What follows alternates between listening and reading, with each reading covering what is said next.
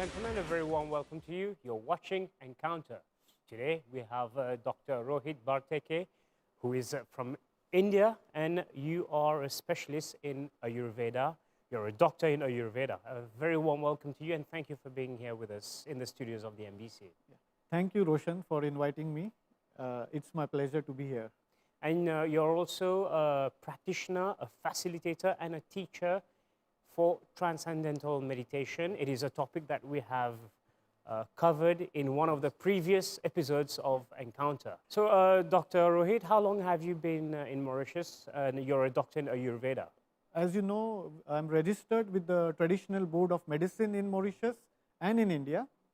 And also, I'm registered with the Maharishi College of Perfect Health, Netherlands, to practice Maharishi Ayurveda globally. Maharishi Perfect Health. We will talk about this in more details later in this interview. Yeah. But let us start with a broad definition of what is Ayurveda for our viewers who are not very familiar with it. Of course, Ayurveda is Ayur and Veda. Can you give us a little bit more details about it? As you rightly said, Ayurveda, it's a Sanskrit word. So you can break up into two, Ayu, Ayush, and Veda. In English, we can say life. And Veda is pure science, pure knowledge. So knowledge about life is Ayurveda. So, but Ayurveda, the speciality of Ayurveda is that it deals with health, that is wellness, and illness together. So health in totality. What is the difference between biology, which is the study of the physical body, and Ayurveda, which you mentioned is the study of life? Because biology is life, right? Yes. In biology, when we go through, when you dissect the human body, you go through different, we call it what we see with our naked eyes or with microscope, what we see in front of us. We call it pratyaksha, or what can be seen. That is how biology works. Okay? It could be with a microscope or it could be in general. But Ayurveda works on a different fundamentals. These fundamentals of Ayurveda are not necessarily visible. So Ayurveda has its own physiology. It looks towards human body in a different perspective. Obviously, an Ayurvedic doctor has to know the anatomy and the biology very well, but then he wears the glasses of Ayurveda from where he looks to the body in a different way. How long has Ayurveda been around? Ayurveda has been around. The latest books which we use, which we refer in Ayurveda, the most oldest among them is Charak Samhita, which is approximately, now they have researched, it's 5,000 years old. And you will be surprised to know, Roshan, that the diseases which we see nowadays, which come up as new diseases, we see a lot of relevance with the mentions in these classical texts. And modern medicine, as you know, is 120, 150 years old. Yes. But it is always evolving. But what is happening is, the more it is evolving, the more closer it is coming to Ayurveda. So the more it's evolving towards the source of where it came from. It's more evolving to the source, and you will be surprised to know, in Ayurveda, in Charak Samhita, it has been mentioned in the section of diabetes, which is called prameha. They say that the approach should be in two ways. You cannot give the same line of treatment to the lean person like an obese person. So you can see the correlation with the most ancient, with the most modern, current modern research. You have many people, of course, coming to see you, and Ayurveda is becoming more and more popular. Again, I will say because of COVID, and people are facing more and more difficulties, whether it is physically or mentally. I ask this to all my guests. What have been the most recent findings that you have encountered in Mauritius recently? If you say in terms of mental health, surely, as you rightly mentioned, that COVID has had an impact majorly on the mental health of people. And you know, according to Ayurveda, the human body is actually interconnected. The mind and body are not different entities. Ayurveda always believed in the existence of mind, man. And if the mind is not settled, if the mind is not in a bliss state, which is the essential nature of life, bliss consciousness, if mind is not experiencing that bliss, then the physical body starts getting affected. So what modern medicines has now recently discovered, that 80% diseases which human being suffers, they are psychosomatic. So it's in the head. It starts with the mind. They start with the mind, and if they are not eliminated by at the level of mind, then they percolate deep into the level of body. So all these NCDs which we talk about, they start at the level of mind. So you can say stress, tension, anxiety, any emotion which is going out of control. It could be grief, it could be anger, it could be jealousy. Any emotions which a human being deals with, if they go out of board, then they start percolating at the level of physical body, and we start experiencing a disease. Ayurveda believed this thousands of years ago, that mind and body are related. Now the modern medicine has accepted finally. You will be surprised to know that stress, only stress can increase your cholesterol. So this is how deep impact the mind can have on your physical body. Because they say that, I wouldn't say oil, but ghee is very good for your body. Yeah.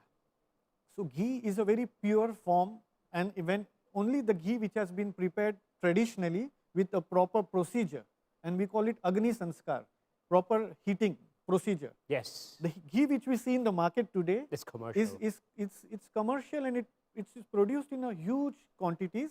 So there are machines where you just put the milk and then you get the ghee at the end as an end product. And I'll show you the difference. It looks like the traditional one, but it's not the traditional. It's not the traditional. It looks like ghee. Yeah. Like, let me tell you about the yield. If you're putting 10 liters of milk, you can get 8 kg of ghee out of it in a modern way. But if you're doing it in a traditional way, 10 liters can give you maximum 2 to 2.5 kg of ghee when it goes through all the procedures which are to be done. So this is how the impact is different. So this traditionally made ghee surely is very nourishing, and it enhances the ojas.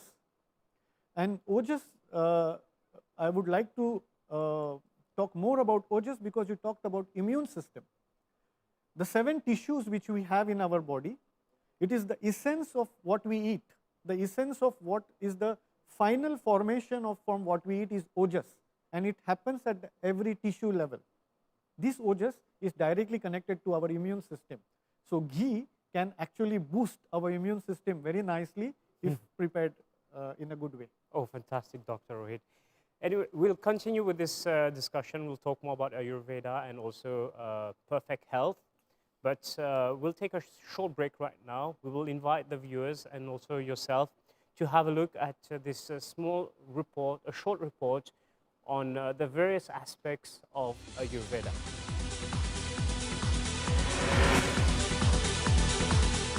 Ayurveda has a rich history that was recorded more than 5,000 years ago in Sanskrit in 4 sacred texts called the Vedas, the Rig Veda, the Yajurveda, Samveda, and Atharva Veda. Ayurvedic medicine was initially shared as an oral tradition. The theory states that all areas of life impact one's health, so it follows that the Vedas cover a wide variety of topics, including health and healthcare techniques, astrology, spirituality, government and politics, art, and human behavior. Ayurvedic medical books available by the 8th century provide not only procedural instructions, but also a history of how Ayurvedic medicine evolved over time.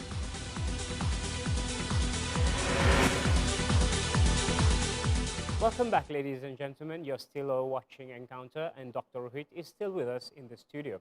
We're talking about Ayurveda and the various aspects of it. Dr. Rohit, why should a person come see you as an Ayurvedic specialist? This is a very good question. I would emphasize that every person, whenever he hears the word Ayurveda or he knows there is an Ayurvedic doctor nearby, should go and meet his physician who is an Ayurveda specialist for 2 reasons.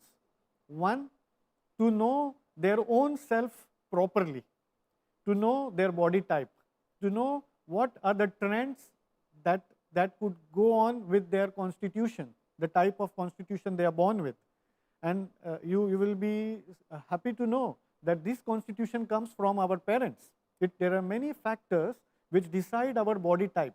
It is decided when we are born, and it remains with us till the end. It's genetics? Is it genetics? Yeah, it has gone down up to genetics. Okay. It has gone down up to genetics. And it has been seen that there is a particular pattern that a person lives, his behavior, his food habits, his sleeping habits, and also the disease pattern is very peculiar.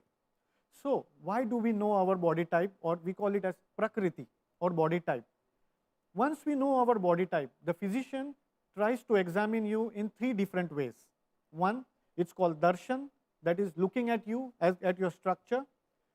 Sparshan, by taking the pulse, understanding the rhythm of the pulse. And the third is prashna. There are certain questions which could be asked by the physician, and then he finally concludes your body type. Once we know our body type, then the physician tells us that what kind of lifestyle should be followed by us, what kind of food habits we should follow, so that we can prevent the diseases, we can prevent the danger that could come in future.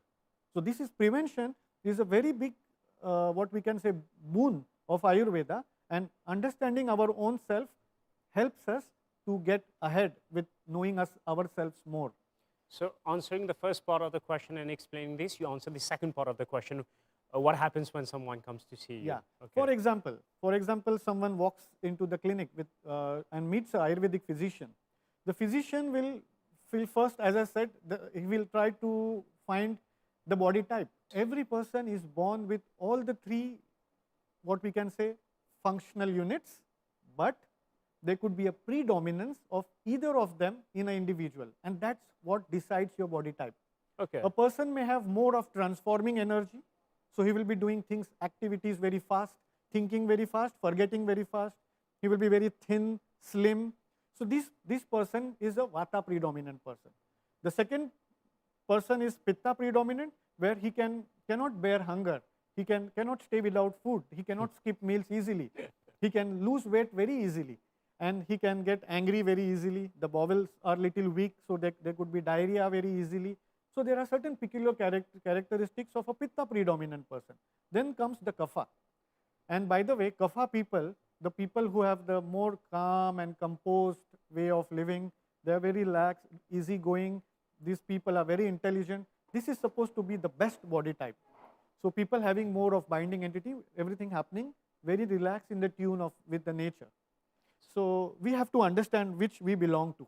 Is there a balance of which type of bodies is ideal for everyone, or it's already predetermined and you have to work towards it? No, the thing is, once we know that, okay, I have Vata predominant and Pitta and Kapha are little less, then the whole lifestyle, the whole habits should be to bring all the 3 in balance. This is the purpose of Ayurveda, to get all the humors, whole body functioning and maintaining the balance. So when a person comes to see you, you identify the body type, and then you also try to find the balance between the 3 body types, and you give them advice on how to balance it. Yeah, there are 2 entities. One is the body type, but if a healthy person comes to me, I identify the body type, I can give him some good things to follow. But when I see the pulse examination called Nadi Pariksha, it helps us to know the current state of the doshas in the body. There could be some imbalance in the doshas, and we diagnose it with the pulse. Once we know the imbalance, then the whole prescription is based on how to balance those imbalances. You said you check the pulses like a stethoscope that you have through your fingers, and how do you do that? You know, this is a very ancient science called Nadi Pariksha. We had a program on this in one of the previous encounters where a pulse reader had come in. So it's a technique that's like 4,000 or 5,000 years old from South India. Yeah, no, it's whole of India. Ayurveda belongs to the whole of. Of course. Ved Bhumi Bharat we call whole of India. It's a land of Vedas. So you can see it in all the pockets of the country. But yeah, this is a science. Like, you know, if you go to buy coconut, if you go buy a coconut, and you in India it is like this. Even in Mauritius I have seen. You ask the guy that, you know, I want coconut, but only water. I don't want flesh. They will know exactly which one to give you. He will just take it. He will do some percussion, and he will tell you, oh, this is only water. Have this. And if you say, oh, I want some flesh, some malai, some cream, then cream, then he will say, okay. He will knock it. This is the same science. Yes. A coconut seller can diagnose it. The same way, the Ayurvedic Vaidya is also trained is finding the imbalance. He just listens to the pulsations, vibrations of all these three humors, and then understanding them, it's a very deep science where we can find specific imbalances in the body. Do you have any doubts in your mind that when a person goes to see an Ayurveda doctor and his body type is identified and he receives advice from the doctor on how to improve his lifestyle, does this help him in terms of his balance, stress, anxiety, going better with life, better decisions? You are probably the example of it. Do you have any doubts on this? There is absolutely no doubt. Actually, the very purpose of going through this procedure, as I mentioned earlier, every individual should know his body type.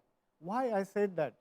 Knowing your body type and then following this routine actually helps you to get into a balanced state, and you stay away from all the things which you talked. You will be away, all the stresses will be eliminated. You will not gather any diseases. Even you will be surprised to know you can postpone your hereditary diseases by 10, 15, 20 years by getting into a good routine. Okay, okay. Do you mean to say that it helps a person better understand his body at a physical level and mental level? Yeah. And the more you understand yourself, the more you can actually cater your needs and enjoy your life. And you become more accepting of who you are, so that you become more proactive of what you want in life also. And the life becomes easy. Once you get in tune with nature, see, knowing your body type allows you to balance your doshas and get in tune with the nature. Once you are in tune with nature, the nature knows what is good for you, and you are at the mercy of the nature, and the nature makes your life more easy. Things start becoming easy for you. Would you say your life is easier? The essential nature of life is bliss. What we have seen now for many, many years, that we think that suffering is a part of life. But I am, as you said earlier, that I am a teacher of transcendental meditation. So Maharshi Mahesh Yogi, who is a scientist of this modern age, he got all the Vedic sciences from India, and he got them researched in the light of modern science. And what has come out of it is that if we start following this, what we can say, way of living, the Vedic way of living, which means following your daily routine, connecting ourselves with the nature, as we said, the dinacharya, the daily routine, seasonal routine, cosmic routine, this allows us to become more happy and healthy and to actually enjoy our life. Otherwise, we are more suffering. This problem, that problem, this pill for this problem. All these things will be avoided if we start getting into tune with nature. So it's a guarantee for progression in life. It has been validated for thousands of years. And even today, there are many modern researchers. Let me tell you one simple example. Day before yesterday, I read a research in United Kingdom, in one of the top laboratories. They have found out for COVID-19 that they are using some nasal sprays. And now they have seen that if you just use that nasal spray, iodine or some nasal spray they are talking about, then it allows to kill the virus in the nose itself. It doesn't allow it to go deep inside. So you will be amazed to know, nasya, like putting medicated oil drops in the nose, is a part of daily routine in Ayurveda. So you have some medicated oil, morning and evening before bed and morning when you wake up, you put few drops in your nose. This makes the mucosa of the nose medicated. And now when you go into even if you are exposed to a virus situation, when the virus entering the nose, they now know that it remains in the nose for 10 days, it can incubate in the nose, even in the carrier, it remains in the nose. Yes. So if it is medicated, it will kill itself there. So Ayurveda said nasya should be a part of daily routine. And with COVID-19, it seems to be now validated that if you are doing nasya, there are less chances you will contact COVID-19. How the studies about perfect health by Maharishi, how long has it been around? Maharshi started his teachings in the world in 1958. He started by teaching transcendental meditation globally. Gradually, it has been reached in 150 countries of the world. In in 1985, Maharshi thought of reviving Ayurveda. What he did was, he got the best experts of Ayurveda from India to Switzerland, which was his headquarters at that time, and he got the best modern physicians from all the developed countries of the world. He had conferences with the Ayurvedic doctors and the modern doctors, and a lot of brainstorming. And they have come up with a very refined form of Ayurveda, which is called as Maharishi Ayurveda. So Ayurveda, if you say, it has been very diluted, distorted. Any person walking on the street can say, oh, I know about Ayurveda, oh, this is Ayurvedic. But ideally, it's very, very dilute now. So if you really want to know Ayurveda, if you really want to get the benefit of Ayurveda, Maharshi thought of it and he made it more refined. So now we have something called as Maharshi Ayurveda, and it is now taught in all the top universities of the world. And there are modern doctors now who are MD physicians. They are training in Ayurveda, because what is coming up in the world now is integrated medicine. And this was Maharshi's vision. He said, integrated medicine is the future of the coming generations. You have to take the best of the past and the best of the future and integrate it together and use whatever is necessary at that given situation. Just before ending this recording, we have spoken a lot about an individual level, but I have a feeling that it also works at a corporate level, especially with COVID-19 doing so much damage at the corporate level. I have a feeling that Ayurveda also would be very helpful at this level. See, there are many corporates globally. They organize these lectures on Ayurveda for people to understand what kind of food and routine they must be following, what kind of food they must be eating. And there are corporate programs with transcendental meditation also, where the employees, they come to the office, they meditate, and before going home they meditate. At the same time, they are given the knowledge about strengthening their immune system following the basics of Ayurveda. That sounds like an athlete preparing for a race. Yeah. The life is a game. Different approach, but the life same is concept. a game, and we should always be winning the race of life. Fantastic. And that's healthy life. Thank you very much, Dr. Rohit. Yeah, thank you. Thank you. Namaste. Ladies and gentlemen, we have now come to the end of this episode of Encounter. Thank you very much for being with us. If you have any questions or queries on the guest, Dr. Rohit here, or on the topic that was discussed, drop an email. It's encounter@mbc.itnet.mu. And also, if you have any proposals for any next recordings, also drop an email. Until the very next program, goodbye.